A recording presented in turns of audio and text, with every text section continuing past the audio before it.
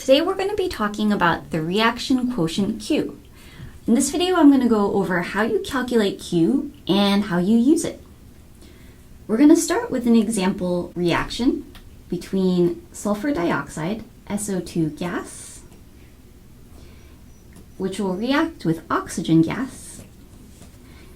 And this is a reversible reaction that makes sulfur trioxide, or SO3.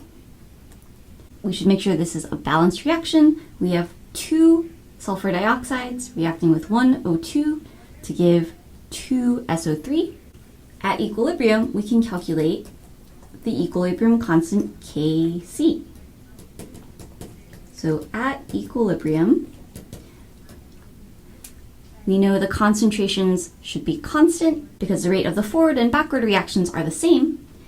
And if we plug those concentrations in to this expression, we will get Kc. So Kc is the product concentration raised to the second power. So that's from this stoichiometric coefficient. And then our reactant concentrations. So SO2 squared and the concentration of O2. So we know at some temperature, if you plug in the equilibrium concentrations, Kc is equal to 4.3. But what if we're interested in looking at the reaction and it's not at equilibrium yet? Or maybe we just don't know if it's at equilibrium. In that case, when you're not sure it's at equilibrium, or really at any point in your reaction or any time, we can calculate the reaction quotient Q. So Qc is equal to the concentration of our product squared. So the concentration of the product raised to the stoichiometric coefficient times the reactant concentrations, also raised to their stoichiometric coefficients. So SO2 squared and O2. So you might be wondering at this point, what's the difference? The equation for Qc and Kc will always look exactly the same. And the main difference is when you use them. The equilibrium constant K you calculate only with the equilibrium concentrations. So the C means everything is in terms of the molar concentration. And for the reaction quotient Q, again, everything is in terms of molar concentration, but we can calculate it with any concentrations, and we don't have to be at equilibrium. Molar concentration. So let's calculate this for a set of example concentrations. At some point in our reaction, we have the following concentrations. We have 0.10 molar SO2, 0.30 molar O2, and 3.5 molar of our product. So if we plug these numbers into our expression for Qc, we get 3.5 molar squared in the numerator and 0.10 squared times 0.3 in the denominator. So if I plug this into my calculator, I get that Qc with this set of concentrations is 4,083. So now we know how to calculate Qc. So next we're going to talk about what it tells you.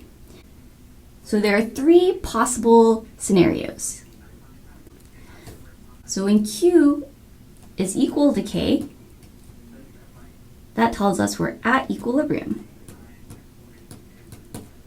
So if at any point you're not sure if your concentrations are the equilibrium concentrations, you can calculate Q and check if it's equal to K.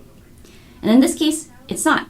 So the other two possibilities are that Q is greater than K, which is the case here, or Q can be less than K. So let's go through both of those possibilities. We can draw all of the possible values of Q on a number line, or a Q line. So Q can have values anywhere from 0 to infinity. When you have no product, your numerator is 0 and Q is equal to 0. So that tells us Q equals 0 when you have all reactants and no products. And then if you have no reactants left and all products, we have 0 in the denominator, and that gives us a Q value of infinity. So that means at Q equals infinity, we have all products. And then we have a bunch of values in between. And I'm going to just write some intermediate values in here. But the actual intermediate values here aren't super important. We're mostly going to want to compare the relative values of our Q and K. So Q here is equal to 4,083, which I will place right around here. So that's QC. And our K in yellow is 4.3. So we'll place that right around here. So we can see that our Q is larger than K, and it's closer to having all products. At the concentrations we have up here, we have way more products than we should at equilibrium. So our reaction is going to try to adjust the concentrations to get to equilibrium. And what that means in terms of our number line is that our concentrations are going to shift so that Q can get closer to K.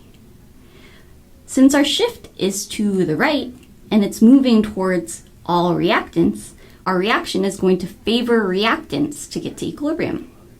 So when Q is greater than K, like here, we're going to favor reactants.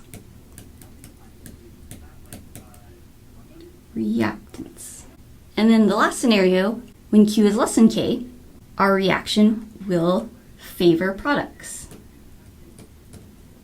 And we can show that also on our number line. If we had a different set of concentrations where Q was less than K, which I will show using this color here, if we had, say, a Q value around here, then our shift would be to the right towards making more products, and therefore that would mean our reaction is going to try to reach equilibrium by favoring the forward reaction. So that's how you calculate Q and how you use it to see how the reaction concentrations will shift to get to equilibrium. In our next video, we'll go over an example problem using Q and trying to figure out how the reactant concentrations will shift for another reaction.